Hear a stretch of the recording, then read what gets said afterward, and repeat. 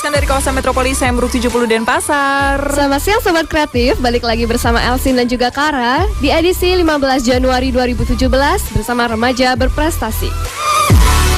FM Denpasar, suara kreativitas hits banget. Hey, Elsin apa kabar? Baik, Kara sendiri? Aku baik-baik aja, tumben nih ketemu Elsin. Iya lo pertama kali nih. Iya nih, tapi untuk hari Minggu ya Sobat Kreatif itu biasanya kita kan anak muda pada males bangun ya. Soalnya hari Minggu kan hari libur, jadi lebih milih mager gitu ya. Elsin kayak gitu nggak? Aku sih enggak sih ya. Aku tadi bangun pagi, biasa aktivitas, biasa anak rajin gitu. Rajin banget. Iya, rajin banget. Oke, kalau misalkan Sobat Kreatif penasaran untuk Remaja Berprestasi edisi kali ini bakalan ada siapa sih? Tenang Sobat Kreatif, karena sudah ada cewek cantik dan juga cowok ganteng. Iya. Ada Wira dan juga Laksmi. Bener banget. Di sini kita udah ada dua narasumber yang cantik-cantik, ganteng juga. Kece-kece, tapi gak kalah kece sama aku. Oke, di sini udah ada yang Niputu Aprilia Laksmi, dipanggil Laksmi dari SMA Negeri 1 Kuta Selatan. Oke, halo. Halo Laksmi, gimana pagi ini? Sehat? Sehat ya? Sehat. Oke, sehat ya. Oke. Terus ada siapa lagi nih? Terus di sini juga ada Igede Wira Pratama, dipanggil Wira dari SMA Negeri 1 Mengwi. Hai Wira. Halo. Suaranya halo. Oke, di sini Elsin bakalan bacain prestasi-prestasi apa aja yang udah mereka cetak nih ya Kara. Kalau dari Laksmi sendiri ada juara 2 Lomba Cerdas Cermat 4 Pilar Kebangsaan. Ada juga juara Harapan 3 Lomba Pidato Sebali. Oke. MC terbaik se-Kabupaten Badung dalam Lomba Tatanan Upacara Bendera. Juara 1 Lomba Pidato Kependudukan se-Kabupaten Badung. Dan juara 1 Lomba Pidato Kependudukan se-Bali. Wow, keren. Kece-kece banget. Ya ampun, ini masih muda tapi banyak banget prestasinya ya. Bener banget. Selain itu nih, kalau dari Wira, Wira ada juara 1 Putra Taksaka Best Catwalk 2015. Yuhu. Wow. Ada juara 1 Lomba Karya Ilmiah Remaja tingkat kabupaten. Juara Harapan 1 Lomba Karya Tulis Ilmiah di Undiksa. Juara 3 Kompetisi Dialog Budaya. Juara Harapan 2 Lomba Karya Tulis Ilmiah di Universitas Dwi Jendra. Ada juara 1 Olimpiade Sains Nasional bidang Fisika se-Kabupaten Badung. Juara 2 Lomba Karya Tulis Ilmiah di Indonesia Science Project Olympic atau ISPO. Ada juara 1 Lomba Karya Tulis Ilmiah di Fakultas Pertanian Universitas Udayana. Juara 2 Lomba Karya Tulis Ilmiah Budaya dalam Kemah Budaya Kabupaten Badung. Juara 2 Putra Terbaik dalam Kemah Budaya Kabupaten Badung. Juara Umum 1 Kontingen Terbaik Kemah Budaya Kabupaten Badung. Juara 1 Lomba Penelitian Ilmiah Remaja 2016 se-Kabupaten Badung. Dan yang terakhir juara 1 Lomba Karya Tulis Ilmiah PESC PNB 2016. wow, Banyak keren banget. Iya nih, gila ya kalau untuk kamu nih Sobat Kreatif yang penasaran sama mereka berdua. Jadi kita mau ajakin ngobrol nih, Wira dan juga Laksmi. Kelas berapa nih kalian masing-masing? Oke, kalau Laksmi sendiri masih kelas 11. 11, kelas 2 ya? Iya, kelas Oke, kalau Wira sendiri? Kalau untuk saya udah kelas 12. 12, kelas 2 dan juga kelas 3. Oke. Nah, ngomongin tentang kesibukan kalian, kita yakin ya masing-masing pada sibuk. Sekarang si Wira dulu deh. Ini lagi sibuk apa nih, Wir? Baik, kalau saya karena sudah kelas 12, jadi kesibukannya mungkin kebanyakan di les-les ya, persiapan untuk ke perguruan tingginya lah. Oke, itu aja ya. Baiklah, kalau Laksmi sendiri? Laksmi sendiri sekarang masih ada planning untuk Kemah Budaya, jadi kebetulan jadi admin. Sibuk nyiapin surat atau absensi segala macam itu aja. Oh gitu. Wah, ternyata ya dia selain memang pelajar, itu ada lagi kesibukannya jadi admin. Udah terbiasa aja ya kerja di usia muda, tapi keren-keren ya. Oke, kalau begitu kita pastinya pengen tahu nih dari Wira dulu kali ya. Dari Wira sendiri nih ya, kan dari tadi tuh kita bacain prestasinya banyak banget berkecimpung di karya tulis ilmiah tuh. Sejak kapan sih Wira tuh tertarik sama dunia karya tulis gitu? Baik, untuk karya tulis ini sendiri mungkin bukan tertarik ya awalnya, karena saya pertama kali mengikuti lomba karya tulis ini karena awalnya diajak oleh pembina. Itu dari kelas 10 SMA. Jadi pertamanya kayak sistem nyopot-nyopot itu pembinanya. Jadi saya kebetulan dicopot untuk ikut karya tulis. Jadi dari sana saya mulai berkeinginan untuk lebih di karya tulis. Oke, itu awalnya coba-coba juga ya gara-gara pembina ya. Iya. Baiklah, nah kalau dari Laksmi nih, Laksmi kan kamu juga banyak banget prestasinya ya. Itu dari kapan kamu mulai terjun untuk mengikuti lomba lain sebagainya? Sebenarnya udah dari SD mulai mesatwa, cuma lebih mendalamnya lagi itu SMP. SMP itu sebenarnya pertama sih ditanya siapa yang pernah ikut lomba mesatwa gitu, ya udah angkat tangan. Akhirnya diajak untuk ikut lomba Pidarte, yang dari Pidarte itu mulai nyemplung ke pidato juga, MC juga, dan kebetulan pembina Pidartenya itu nggak cuma ngajarin Pidarte, tapi dalam gimana ya, segala aspeknya itu juga diajarin, jadinya dapat materi banyak banget dari dia gitu. Oke, keren-keren banget ya. Jadi Elsin dan juga Sobat Kreatif, setelah single-single yang mau lewat nih, nanti kita bakal tanya lebih dalam lagi itu untuk Wira dan juga Laksmi. Oke, jadi kamu Sobat Kreatif jangan kemana-mana, kita break dulu Elsin ya. Yes, stay tune di Pro 2 Denpasar, suara kreativitas hits banget. Balik lagi 95,3 Pro 2 FM Denpasar, suara kreativitas hits banget. Oke, Sobat Kreatif, masih di Remaja Berprestasi edisi 15 Januari 2017. Yap, bener banget. Jadi kita masih ngobrol gitu ya. Ya, masih sama Wira dan Laksmi. Halo, masih ada di sana? Halo, masih. Halo. Masih ya. Oke, jadi ngomongin tentang prestasi mereka lagi nih ya, Elsin ya. Kita kan tahu banyak banget gitu. Banyak banget prestasinya. Jadi kita mulai aja ya dari si Wira untuk stalking kira-kira dari pengalaman lain sebagainya itu seperti apa. Nah, tadi kan udah dikatakan ya kalau Wira sendiri itu awalnya dari pembina seperti itu. Itu ketika kamu kelas berapa tuh mulai ikutan lomba tersebut? Ketika mulai dari kelas 10. Jadi waktu kelas 10 itu saya kan awalnya berkecimpung di Olimpiade Fisika. Jadi karena pembina KIR dan Olimpiade Fisika saya itu satu orang, jadi kebetulan saya disuruh mencoba untuk membuat karya tulis akan diikutkan lomba gitu, dan kebetulan lolos. Jadi dari sana saya mulai tertarik untuk mencoba lagi di lomba karya tulis lagi seperti itu. Oke. Itu kan LKTI itu kan butuh waktu gitu ya dalam pembuatannya, butuh proses yang cukup lama juga. Gimana sih caranya Wira gitu biar tetap bertahan untuk menulis di karya tulis gitu? Ya, untuk cara bertahan itu masing-masing orang mungkin berbeda ya. Tapi untuk saya karena di setiap lomba itu mungkin ada goalnya tersendiri, jadi kita itu tetapkan tujuan gitu. Jadi kalau saya karena belum puas dari hasil sebelumnya, jadi saya usahakan masih bertahan untuk meneliti lagi untuk meraih hasil yang lebih baik dari yang sebelumnya saya raih. Makanya itu jadi motivasi saya untuk tetap bertahan di lomba karya tulis gitu.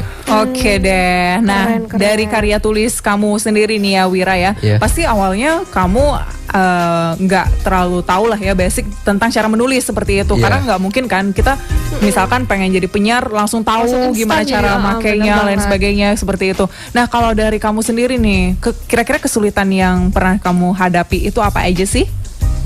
Nah, mungkin kesulitannya karena kita dalam karya tulis itu kan mungkin kayak skripsi itu ya, asik. Penyelesaiannya. Oh ya. Gitu. Ya, semua udah tahu skripsi man. Oke, ya, gimana tuh? Kayak metodologinya itu harus lengkap komplitnya. Jadi saya awalnya itu tidak nggak pakai penelitian yang berat-berat gitu. Jadi yang ringan dulu dikasih gitu. Setelah bisa menyelesaikan yang ringan, mungkin saya mencoba yang lebih berat lagi gitu. Jadi untuk tetap mengatur itu mungkin saya kendalanya itu kadang-kadang mengatur waktunya. Karena kan dekat-dekat deadline otomatis kita harus bergadang dan sebagainya untuk dapat menyelesaikan karya tulis itu tepat pada waktunya. Oke, tapi biasanya pengerjaan dari karya tulis ilmiah kamu itu di luar jam sekolah berarti ya? Ya, kadang di luar jam sekolah. Kalau udah mepet sama deadline ya saya usahakan di-spend ya. Oke.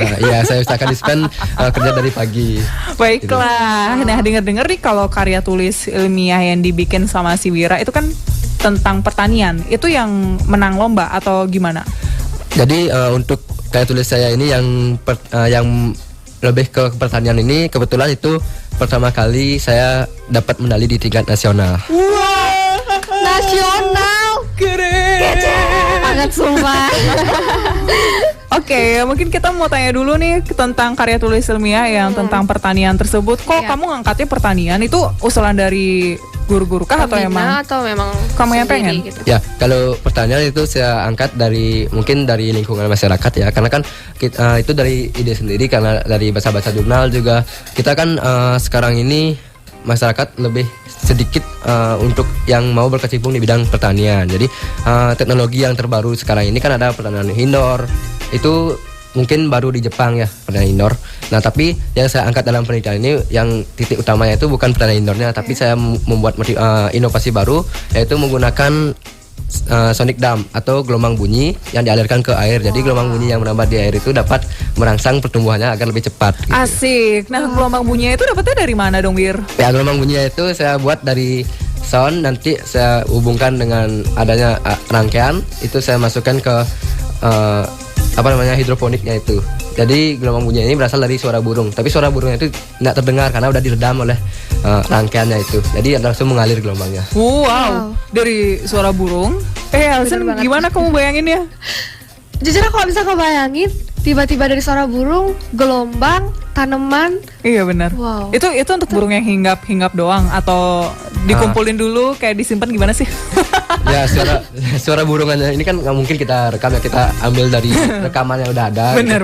Ya, Pakai rekaman. Ya, pakai rekaman. Pakai burung. Iya. Pakai burung. Ya ampun. Nah, pakai rekaman gitu. Oh gitu. Ya. Keren. Tapi hebat banget ya dia bisa merubah. Gimana ya? Kreatif banget ya, Dari punya gelombang ide suara itu supaya bisa meningkatkan pertumbuhan dari tanaman. Iya. Oke. Tapi udah pernah dicoba dong berarti? Ya udah, karena kan penelitian yang sebelumnya yang udah pernah ada di Indonesia itu kan kebanyakan yang make suara yang terdengar gitu. Itu namanya sama juga namanya kayak sonic, tapi bukan sonic dam. Jadi saya menggunakan metode baru yaitu sonic dam. Yang sebelumnya itu ada sonic bloom, itu di loudspeaker dia langsung kedengaran, jadi nggak terfokus pada satu tanaman gitu. Jadi lebih ke menitik beratkan ke daun. Jadi saya menggunakan metode baru, itu gelombang suara burung yang berupa gelombang itu lebih langsung dirambatkan ke air sehingga langsung memicu akarnya itu untuk tumbuh lebih baik gitu. Oke, itu dari Wira sendiri ya, Kak. Tapi memang prestasinya Wira ini oke banget dan menginspirasi kita gitu loh. Ternyata banyak hal yang bisa kita analisis, kita teliti juga, dan salah satunya yang memang kental di Bali itu kan memang banyak sawah dan sebagainya, pertanian lah yang bisa diangkat seperti itu ya. Keren banget. Dan kalau untuk dari sekian karya yang paling banyak ya. Benar nih. Sekian karya udah pernah Wira buat, Wira cetak tuh yang mana sih yang paling berkesan di Wira, yang gimana pengalaman Wira sendiri gitu? Mungkin dari lombanya kah atau gimana?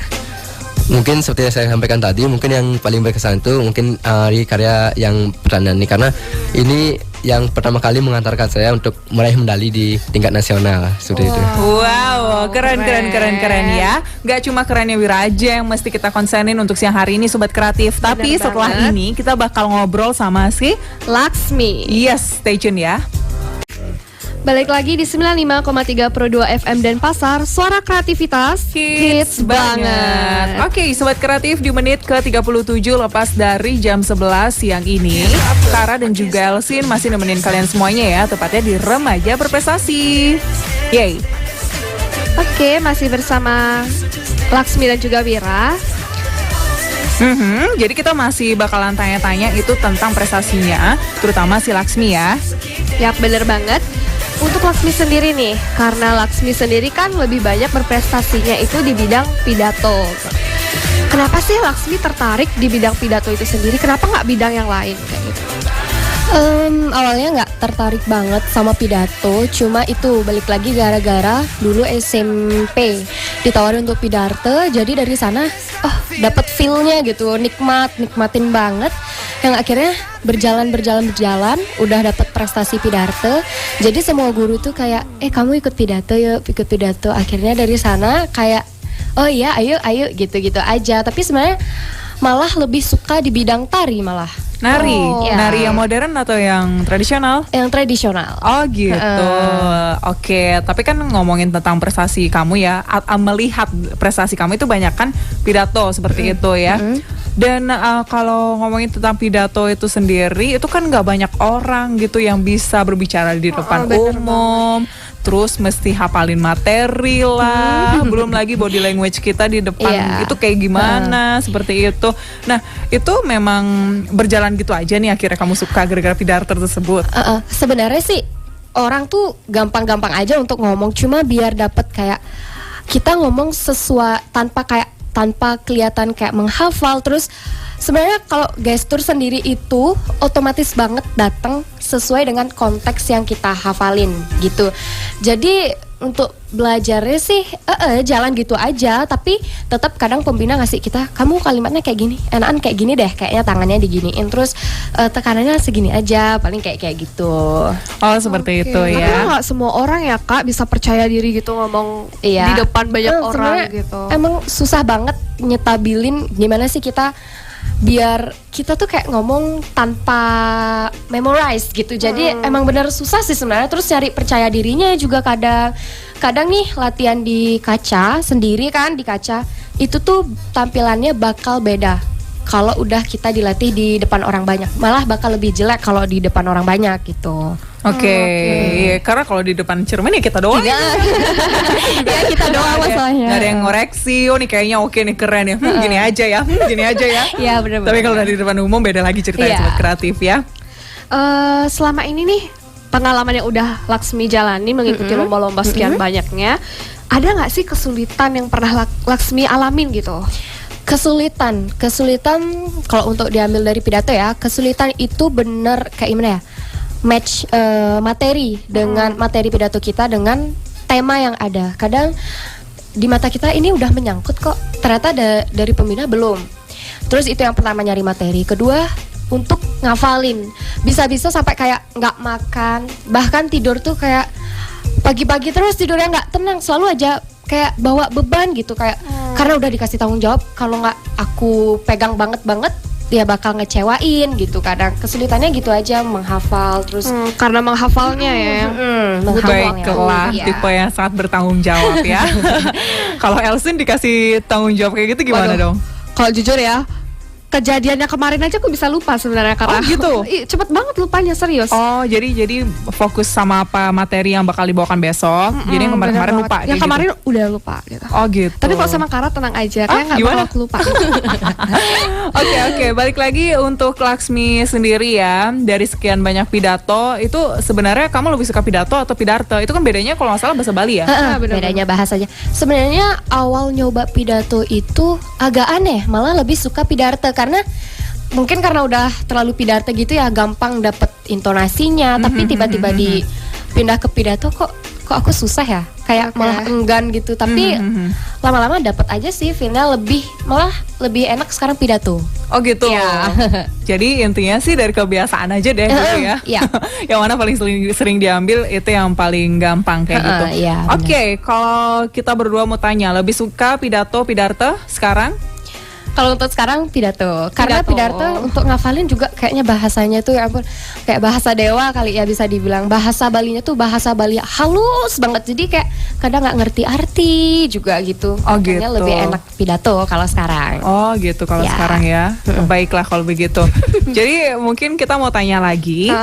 Iya nih, dari banyaknya pengalaman yang udah pernah Laksmi ikutin, ada nggak sih pengalaman yang paling berkesan gitu yang nggak terlupakan sampai sekarang gitu? Yang berkesan hampir semua ya. Tapi yang paling berkesan dalam artian ribet nih, kalau tak ambil berkesan yang paling ribet itu pidato sih. Karena pas itu sempat pidato provinsi yang emang bener-bener apa ya, saingannya tuh karena sebalik kali ya, saingannya tuh emang bener-bener banget sampai akhirnya umumin juara, kok aku nggak dapet juara sekian ya, langsung kayak hampir pingsan gitu, tapi tiba-tiba langsung juara 1 gitu sih. Iya. Ini sebenarnya kalau dilihat dari sisi positifnya, dia ada PD-nya gitu. Kok nih nama aku belum dipakai. Iya, sebenarnya benar-benar. Ternyata sampai juara 1 dia balik lagi. Nggak mungkin aku bisa juara 1 karena udah terlanjur give up gitu kan. Tahu ini dapat juara 1. Kaget banget ya. Keren. Oke, jadi selain pidato nih sobat kreatif, tadi juga sempat dengar kalau kamu itu juga mengikuti lomba MC kayak gitu kan. Dan MC. Itu untuk jenis yang upacara bendera gitu. Kebetulan upacara bendera. Itu persaingannya pasti banyak dong ya? Pas itu kebetulan sebadung sih, jadi masih maksudnya bukan ngerendahin sih, tapi maksudnya musuhnya tuh masih agak mencakup Badung doang. Musuhnya. Ya musuhnya. Musuh Ya. rivalnya. Jadi inget zaman SMA ya, ngeliat SMA mana gitu. Geng-geng gitu ya. Gitu. Lihat Eka Purni langsung. Tapi kamu di situ, tapi si Laksmi ini ya, di dalam lomba tata upacara bendera itu dapat MC terbaik loh, Kara. Keren. Iya, padahal udah mikir, aduh kayaknya sekolah yang si itu deh bakal dapet ya, ternyata ya dapet sih, mungkin hoki nih. Iya benar-benar. Tapi kenapa akhirnya dari pidato pindah ke MC? Apa gara-gara itu sama-sama tentang mungkin- cuap-cuap nih? Ya, mungkin Kak gurunya juga ngeliat karena pidato mainnya juga di suara, sedangkan MC juga satu aliran lah ya kan. Jadi itu deh makanya dipilih. Tapi sebenarnya lebih seneng MC sih daripada pidato karena lebih gampang MC. MC tinggal baca doang. Iya tinggal baca doang ya. Dia belum ketemu sama informal kayak gimana. Susahnya. Malah kalau Informal juga? Enggak, informal belum pernah nyoba. Oke. Tapi sempet kayak ngeliat, aduh kayaknya kalau aku sampai teriak-teriak gitu kayaknya bakal cempreng malahan suaranya susah. Bener cocok Iya, kayaknya. iya. Karena kebanyakan yang gitu sih susah. Tapi memang keren banget si Laksmi ini. Keren banget. Oke. Jadi sebenarnya gini sih ya, yang lebih uniknya lagi, Laksmi itu tadi kan datang nih samaan sama Kara ya, Alison ya. Iya. Dia tiba-tiba buka pintu gitu kan, terus bawa tas gede banget nih. Wow, bawa apa tuh? apaan ya anak? Tapi dia bawa biola juga. Iya. iseng Wow, aja. jadi nggak cuman di public speaking aja ya, tapi di main musik juga pinter gitu sebenarnya ya. itu coba-coba, dan itu juga mama yang ini, kamu main ini aja deh, kamu nggak punya kebiasaan di musik gini loh, kamu mau biar ada bekal musik gitu loh. Ya udah, Oh keren juga ya ternyata diimbangin dan talent berarti ini, sebagainya. Kak, ya. Benar. Oke deh, kalau gitu kita bakalan coba tantang si Laksmi itu untuk main biola ya. Tapi sebelum itu, ketika dia lagi prepare nih, kita ngobrol dulu sama Wira kali ya. Nih Laksmi silakan prepare dulu. Jadi untuk Wira sendiri kita balik ke karya tulis ilmiah kamu nih. Ya. Jadi karena memang kamu ternyata memiliki ide yang cemerlang ya benar untuk meningkatkan pertanian di Bali lagi. Sekarang kita bakalan kasih kamu satu pertanyaan. Oke, ini sebuah challenge, bukan challenge juga sih ya Kak. Jadi di sini kita punya pertanyaan, jikalau. Jika Wira misalnya nih ya, jadi seorang gubernur Bali nih. Wis gubernur Bali ya. Apa sih yang akan Wira lakukan dengan perubahan di bidang pertanian khususnya di Bali? Wah, ya pertanyaannya udah kayak pemilihan cagup aja ya. 30 detik dari sekarang. 1 2 3 Jangan Kak, tegang ya Kak. 4. Udah kayak pemilihan cagup aja. Ya, baik, itu kan jikalau ya. Untuk misalnya saya jadi gubernur ya. Untuk di 10. bidang pertanian sendiri, ya nanti mungkin lebih meningkatkan di bidang infrastrukturnya ya, karena di bidang sarana dan prasarananya, karena kan pertanian di Bali ini khususnya generasi muda kan lebih jarang ke sawah gitu. 20. Lebih jarang untuk ke pertaniannya. Sabar. Lebih jarang ke pertaniannya karena kan lihat kuno, karena harga jualnya mungkin cukup rendah gitu. Mungkin itu dikarenakan oleh mungkin infrastrukturnya yang kurang atau lebih ke tingkat pemasarannya yang sulit. Tada! Iya. Oke, infrastruktur, sarana dan prasarana. Kita tunggu saja ya sobat kreatif ya dari Wira. Oke, kalau begitu untuk setelah ini, karena kita sudah tanya sama si Wira dan ini si Laksmi udah siap rupanya, kita bakalan sama-sama untuk mendengarkan. Si Laksmi dengan biolanya. Yes, kamu bakal bawain lagu apa nih Laksmi? Lagu Rindu. Kebetulan flashback dikit. Oh, oke. Lagu lama. Tapi kalau misalkan agak-agak Gimana belok gitu? dikit, karena baru belajar juga, jadi Gak ya apa-apa semoga ya. pendengarnya dimaklumin gitu. Oke, kalau gitu sobat kreatif yuk kita konsenin. Ini dia Laksmi, Laksmi. lagu Rindu. Sebentar.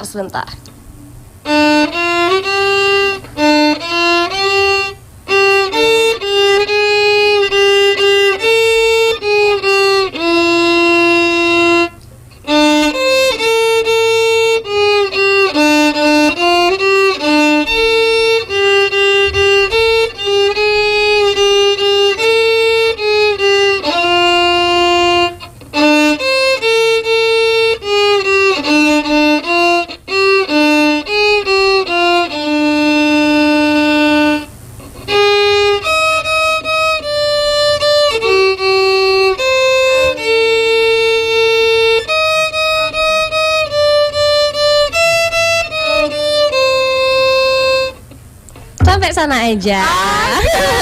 Keren. Thank you, aduh masih jelek banget. Tapi setidaknya kan udah jadi nada gitu, jadi melodi kayak gitu. Dengerin dia itu gimana ya, melantunkan biolanya, aku jadi ingat sama film Korea itu loh. Siapa sih namanya yang Boys Before Flowers itu? Lee Min Ho. Kita lovers nih Kak Ra. Iya. Wah, kita Waktu sama. Jandi lagi jatuh, kan ada lagu-lagunya gitu ya. Eka Purni semangat banget sumpah. Keren itu berapa lama belajarnya? Kebetulan baru beberapa bulan sih sebenarnya, tapi dibilang sih sama gurunya ya nggak apa-apa masih gini soalnya masih baru juga, karena biola emang katanya paling sulit kedua setelah harpa. Ya. Oke, wow, dan itu kamu membuktikan bisa dan mau belajar. Aduh, gitu. belajar. Yang penting Niatnya ya. Benar, yang penting niatnya keren banget. Tepuk tangan dong. makasih. Luar biasa. Dan di segmen terakhir ini nih ya, kita juga mau tahu nih dari Wira sendiri. Kamu ada tips sendiri nggak sih untuk mungkin Menulis karya tulis. Yes, gitu ya. menulis karya tulis, silakan. Ya, mungkin untuk tipsnya ya khususnya di bidang karya tulisnya mungkin langsung ke khusus saja ya. Mungkin untuk rekan-rekan sobat kreatif semua yang ingin menulis karya tulis, mungkin yang pertama itu tentukan dulu idenya, gagasannya. Jadi kalau udah dapat idenya tentang apa, itu baru selanjutnya kalian langsung cari jurnal-jurnal yang bisa kalian jadikan acuan untuk penulisan, mencari metodologi, kajian pustaka dan lain sebagainya. Setelah itu baru kalian bisa langsung menyusunnya.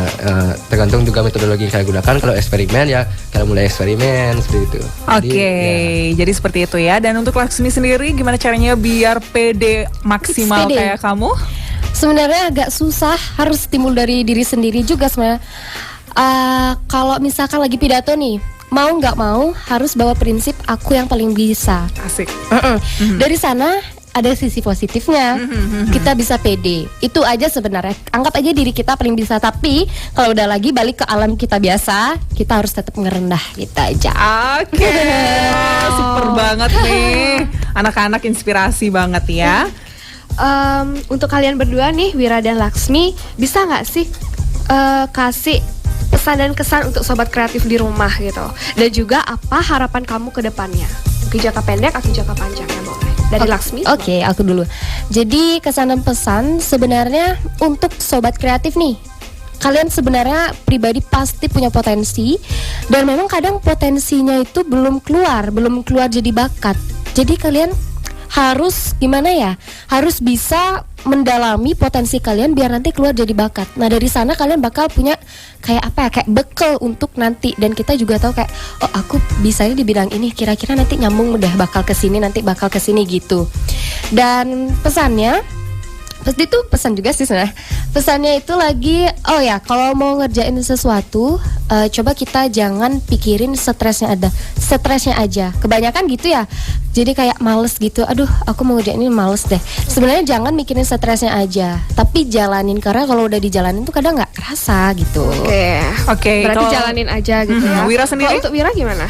Baik, untuk saya sendiri mengenai pesan dan kesan untuk sobat kreatif ya, mungkin di sini yang saya gunakan itu adalah fokus pada satu tujuan atau fokus on one goal.